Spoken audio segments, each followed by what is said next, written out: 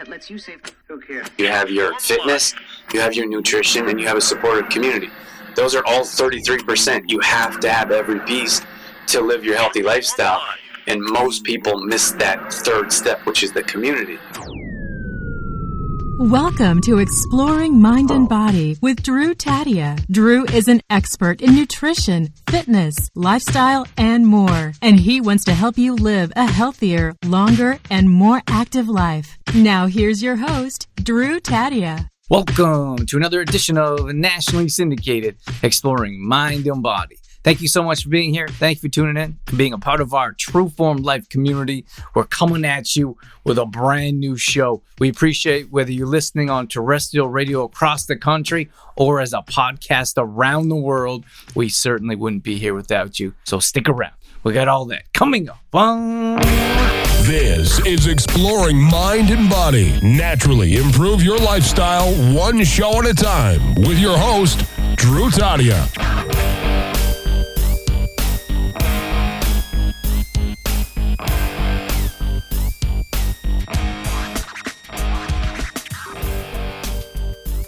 Good morning, everyone. You know what I wanted to mention is I feel like it's the little things. It's the little things that we have to get excited about because there's so much stress right now. So many people are like in limbo. I just ran into someone yesterday.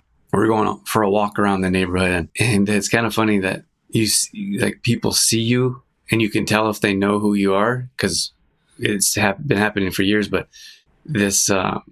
this lady walked by and she smiled, and you can tell if it's like a stranger and they're like, hey, and sometimes people don't say anything, especially today's day and age. They're like, oh my gosh, put your head down, walk to the other side of the street. But in this case, she kind of looked at us and her eyes kind of lit up, and she said hi, like a friendly hi. And it was a circle, walking around this big circle. So we're walking around, and I said to Dorothy, I said, did you know her? And she said, no. She said, no, I didn't recognize her. She also had like a scarf on and a toque.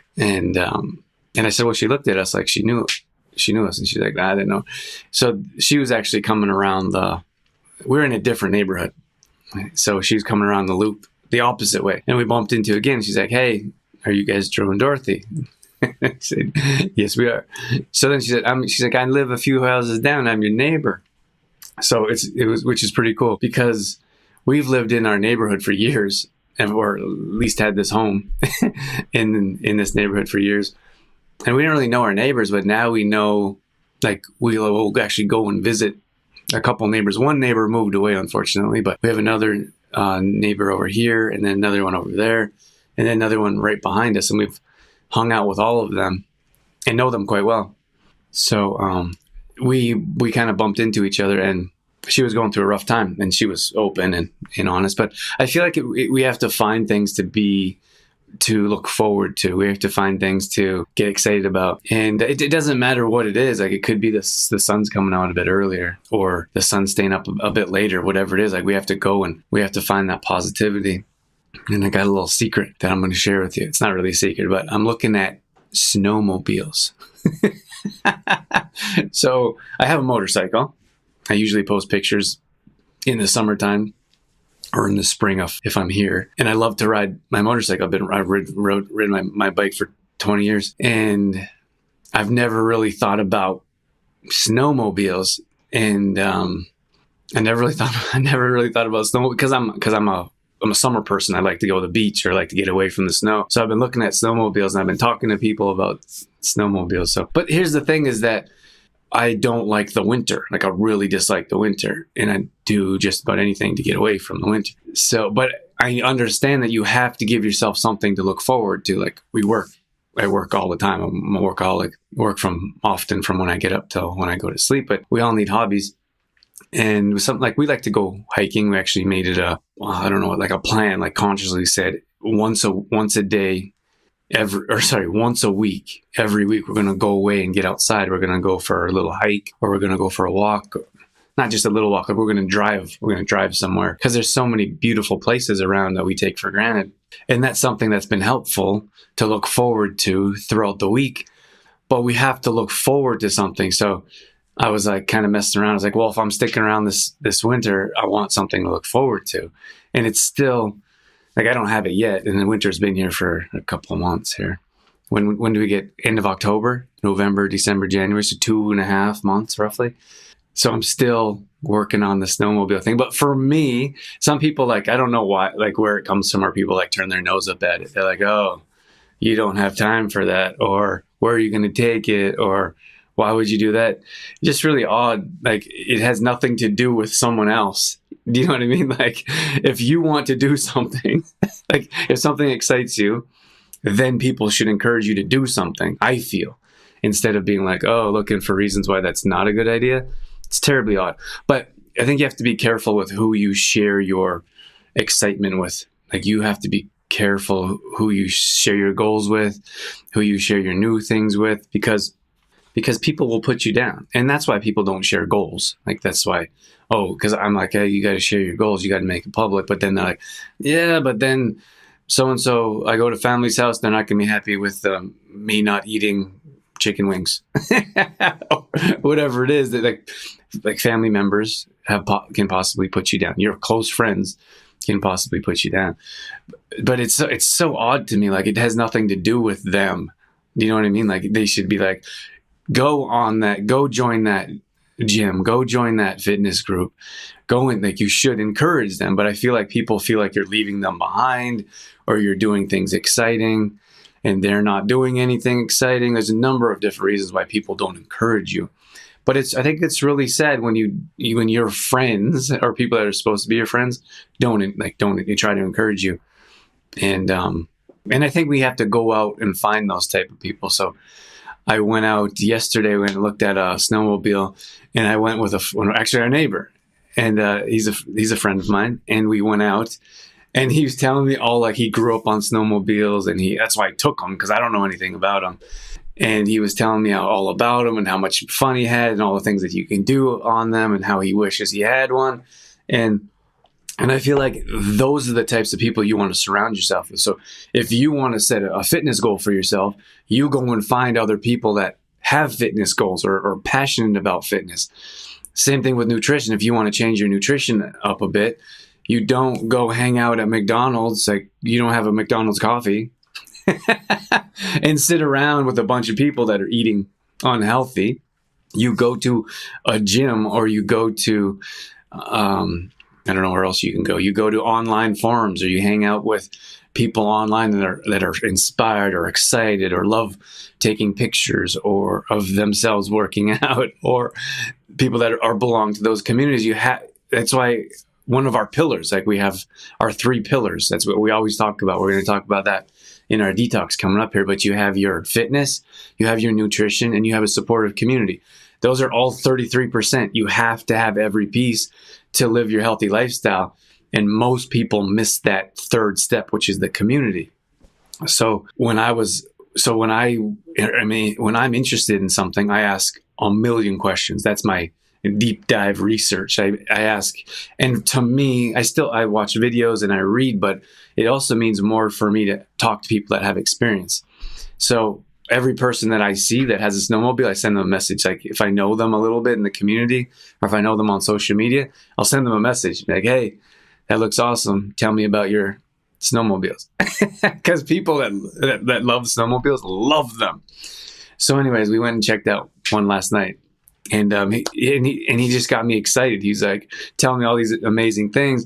But then you have the opposite, right? You have those people that just immediately like squash your idea. And I'm like, why would you do that? Like it has nothing to do with you. It's something for me. But what I'm getting at here is that we have to find something to look forward to, regardless of what it is, what we're doing. So for me, if I'm like, all right, I'm gonna stick around and I'm going to try to enjoy the snow. Like I don't want to be stuck inside. I love to be outside. I don't want to be stuck inside all winter. So something that looks exciting to me is a snowmobile. So, and they're not really that expensive. It's not like buying a car. You can buy one for a couple grand. A car, of course, you're buying one for, I don't know, 30 grand, 60 grand. Well, I guess you can buy a car. Sorry. I guess I don't mean to sound insensitive, but because some people buy a car that isn't really expensive, which is fine. All I'm getting at is that it's not a huge investment. It's not like I don't have to go to the bank and ask for a loan just to get a snowmobile. And then they're the type of thing that you can go away for a weekend. Like you can go away for a weekend for 3 days. You can go for a couple hours and you cruise around and you do something that you enjoy just to get out. But circling back to my point is that we all have to find things to look forward to and things to work towards. And I feel like, and that could be finance. Like if you want to put money aside for your next vacation, if you want to put money aside for your next toy, then you're working towards something financially. No one wants to hear the word goals, but you have goals you're working towards. And then, so that is something that excites you. It wakes you up in the morning. So maybe you work a little bit harder to make a bit more money so you can put that money to the side. Or maybe you save more money instead of spending more money on things that you don't need. But you have something that you're looking forward to, inspiring, exciting, and then you're always working towards that. But that's the same when it comes to nutrition and fitness. Like we always have to be working towards something. Someone asked me the other day on social media, they said, hey, I struggle with yo-yo dieting. I do really well at times and then I completely fall off. Is there anything I can do about that? And I said, well, is there anything that you're working towards in particular? And then he said, what do you mean? I said, well, when you start eating better and you start working out, like, what are you doing that for? What is your why? Simon Sinek is a really good author who talks about your why. I don't know the complete title, but he's the first person I talked about is finding your why, your purpose. What is the reason you're doing that? So I asked him, like, what is the reason you're doing that? He's like, oh, well, I figured I should get in better shape. And I said, but there's no reason, like there's no purpose. You have to find something deep down that's going to wake you up. Is going to wake you up in the morning to be inspired and go and do that or work towards it. And I feel like a lot of people are just like so many people are going through such a difficult time, but on top of that, we don't have something to look forward to or aspire to or someone to look up to. We're just trying to get through day-to-day life. But I don't really feel like that's living. Like that's not living. Like go out and do something or work towards something or find something. And it doesn't matter. Like in my opinion, it doesn't matter if it's a materialistic thing, like whatever. Like if you want to go buy something, if you want to buy a new purse, go buy a new purse. If you want to buy a motorcycle or a snowmobile, if you can afford it, then go buy it. Like, I don't think it matters that much. It's that we don't know what we want in life. And I think that makes it really difficult. And so many people are in limbo. Like this one person that we bumped into recently was like going through what they're going through for a year and a half. And I was like, so what are you going to do? I didn't know them, but I always ask questions. That's just who I am. And I said, well, have you been looking for something new or have you tried anything else? And no, don't really know what to do. I'm just kind of waiting around to see what happens. And I was like, that's not, I don't mean to say that in a judgmental phase. I was just like, to me, I feel like I need to have control or at least I need to have the perception of having some type of control, which is why I run my own business. I have a really hard time working for someone else, but I feel like you have to take action. You have to work towards something. You have to make a decision like, okay, that's not working out right now. I'm going to go do something else. And I feel like many times doors close all the time. But if you're looking, more doors are opening all the time. And I also feel it's a good thing.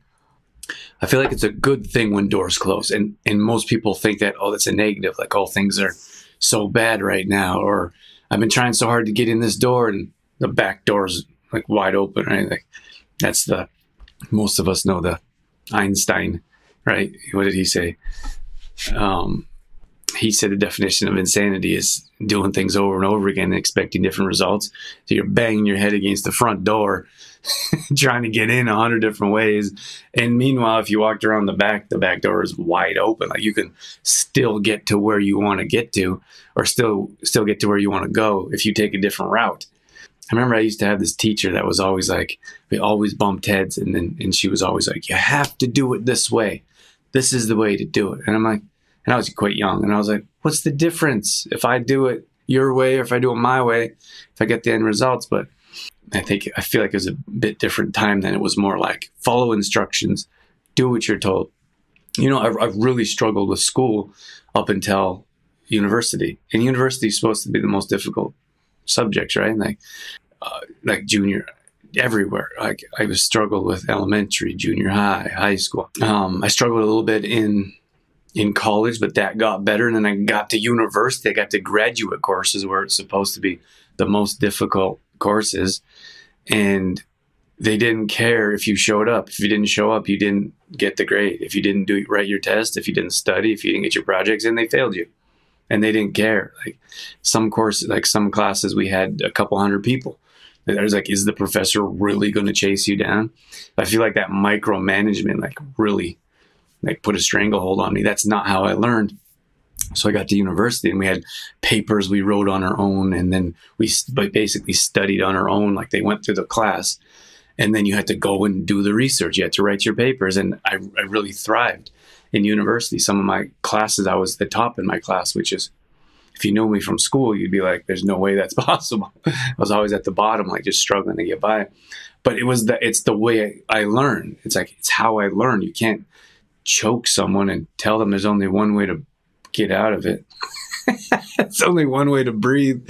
Like you have to breathe however is best for you. But you get those people with the mindset of like, do what you're told, listen to authority. And like, that doesn't work with everyone. Never worked with me.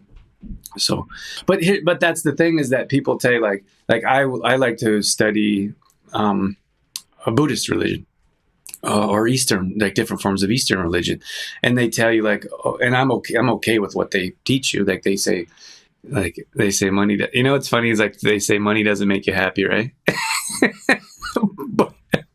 but if you get paid, like when you get paid, you're happy. And don't get me wrong, like I'm not a materialistic person, but money does make you happy because you can feed yourself and you can pay your bills and you can buy a snowmobile. Like, right?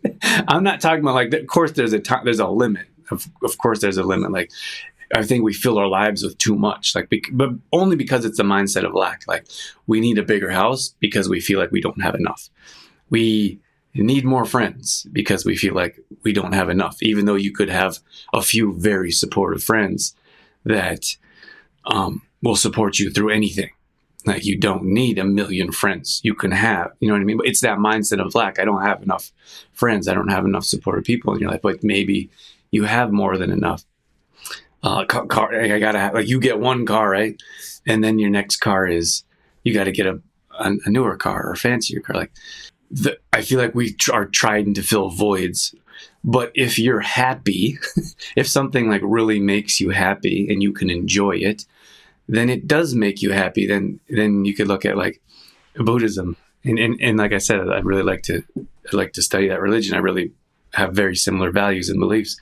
And it's like, don't chase materialistic things. And I'm like, okay, like that's one perspective, but then you can have other perspectives that like Jane, she says, I'm not one bit ashamed of it.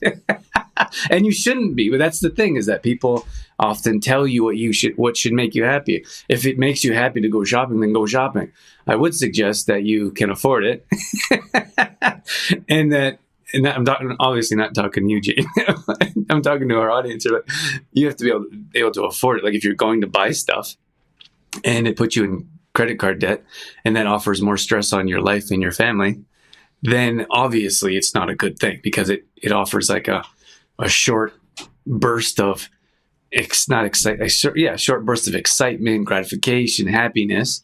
So you go and buy something and then you're all stressed out because you can't afford your credit card, and then you probably can't afford the clothes that you're wearing, or you have clothes on layaway, or if you have clothes in your closet with tags on it.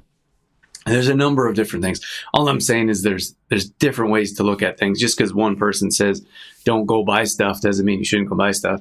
If it makes you happy and you're going to use it, then that's in my opinion. I think some people just buy stuff to not use it, just to have it, which sounds ridiculous. At least to me, it sounds a bit ridiculous to have things that you're never going to use. But to each their own, right? Like we're not in any position to judge people. Like who are we to judge people. That's why I think it's so bizarre when you tell someone something about what you want to do or what you want to have or where you want to go. And then immediately they're like, it's just in their brain. Like, it's just a reaction. I don't think they mean anything by it. I don't think there's any intention behind it. It's just where their brain goes. And I'm like, I don't think that's how it should be. Like, you should encourage your friends and family. You should be there to support them. Like, oh, that sounds like a cool idea. If that's what you want to do, then go and do it. Why not? I feel like in most cases it's you get more gratification giving, but that's just me. That could be completely wrong. But some people like to get stuff all the time, which is fine. But I think if Jane, for example, she just said she likes to give gifts. So if that makes her happy, then why would someone say stop giving gifts? I want a snowmobile, right? Or I drive a motorcycle, right? And of course it can be dangerous, but I've also been driving for a very long time and I don't do the things I used to do, which would make my mom happy. But I don't do those things anymore. It's just not that appealing. So I've been driving for 20 years. So it's not really that dangerous. I don't think it's any more dangerous than driving a car. So, but people are still I'm a grown up and I have tons of experience. I've been driving a motorcycle longer than I've been driving a car. My first vehicle was a motorcycle, but you still have people that come in oh, you still have a motorcycle? Or, oh, and then, everyone wants to tell you their worst story. And I just stop people now, because I don't want my brain to go there. It's not where it goes. It's not where it lives. I say, you know what? If that's a horror story on a motorcycle, I don't want to hear about it. Because everyone wants to tell you their worst story for some reason. I don't know why. But it's just odd. It's just an odd. But so if that makes someone happy to ride a motorcycle, they should go ride a motorcycle. And you shouldn't have people that are all like, hey, stop riding that thing. It's so dangerous. You know what I mean? You should be doing the things that you want to do. If something wakes you up, it's the same thing as going camping. Do you know that there's wild animals in the woods? That could be very dangerous. So you can tell someone not to go camping. You may as well encourage them. That's awesome. Get out there, get some fresh air, go enjoy yourself. Get away from technology. There's so many benefits, especially if it's something that you love. If you really appreciate it, if you really like giving, then someone wouldn't be like, hey, stop giving gifts. There could come a time where for us, for example, we have limited space. So we don't have the ability to have big stuff, big toys or big gifts or a lot of stuff. We have to manage our space very we have to manage our space very well. And I'm fortunate that Dorothy's an amazing organizer. But we like our place and we don't have any plans of getting a bigger place right now. So everyone's in a different position. And I think you can get obsessive about certain things and it can become too much. But if it's a healthy relationship with yourself and what you enjoy, especially if you like brightening other people's days, then I don't see why you wouldn't keep doing that.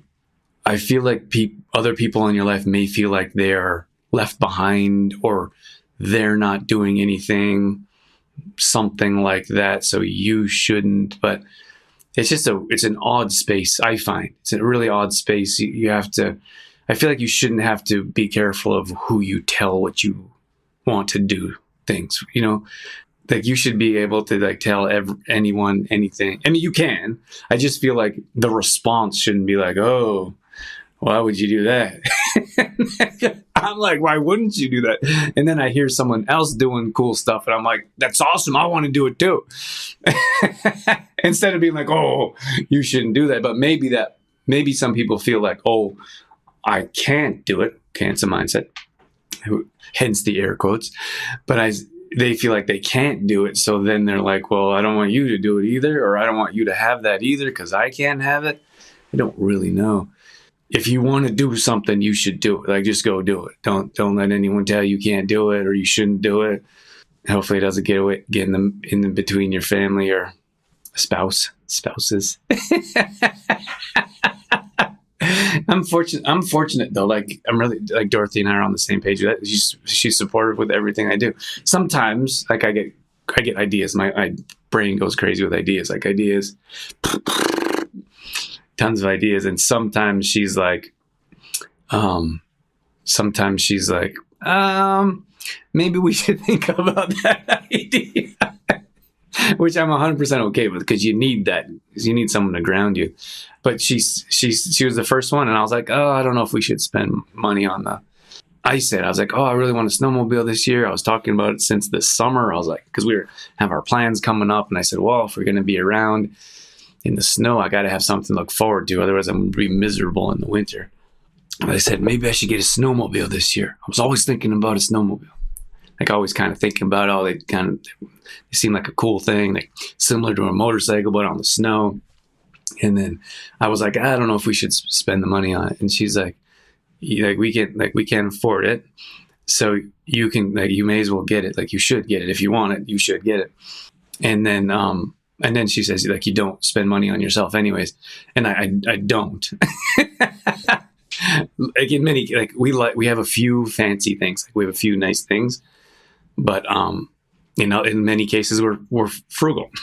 Like, we invest our money and we save our money, and we make sure we always have conversations where we take care of our money. And then so she says, look, if you really want a snowmobile, you should get one. So that if she was like, nah, maybe you shouldn't, then I probably wouldn't, because I don't like to spend money to begin with on those type of things. I'm okay with spending money on business.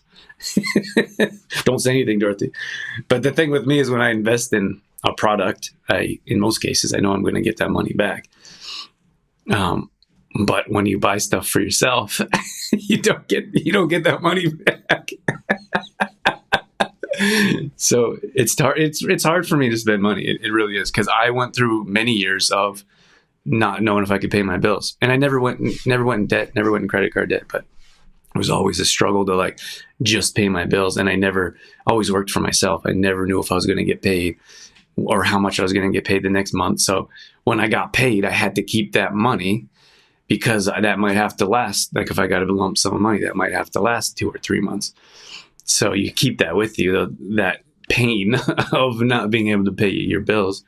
And now I still have that mindset of like, I don't want to spend any money.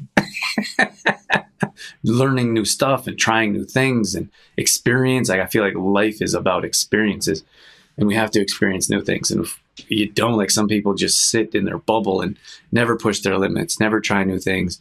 I feel like I think it's a difficult life to live, in my opinion. Like, instead of going out and finding excitement and trying new things and having things to look forward to, you just live in your bubble. And it was like that conversation I had the other day. It was like, you're more like turtled up and like hoping nothing hurts you.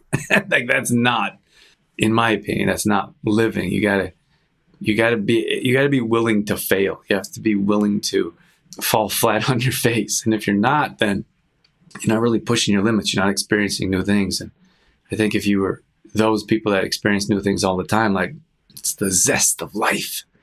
All right, everyone, have a wonderful day. Get outside and do something extreme. Push your limits. Have a great day. True Form Life. All right, that's going to wrap things up for this edition of Exploring Mind and Body. Once again, thank you so much for being here. Thank you for tuning in and being a part of our True Form Life community. You can always find us on Facebook.com/TrueFormLife. We post up there a couple times a day on our story. We're always trying to bring you more content around living a healthy lifestyle, whether that be nutrition, fitness, lifestyle, and more. We also have free challenges that we do at least once a month. So if you follow us along there, you'll be able to join maybe a plank challenge or a squat challenge, Tabata challenge, whatever it may be. We'd love to have you join us. We're also on Instagram.com/DrewTadia. Again, we're posting up there a couple times a day along with our story, all dedicated to keeping you fit and healthy and on track. Our main website is TrueFormLife.com. If you want to check out some of our products, some of our services, or if you just want some great content from videos to blog posts and recipes and more, we got all that at TrueFormLife.com. Once again, thank you so much for being here. That's it. That's all I got. I'm out of here. As always, I'm your host, Drew Tadia, in health and fitness for a better world. Thanks for listening. You've been listening to Exploring Mind and Body with Trueform Life's Drew Tadia, fitness expert. To find out more about the show, Drew Tadia, or to listen to past shows, visit exploringmindandbody.com.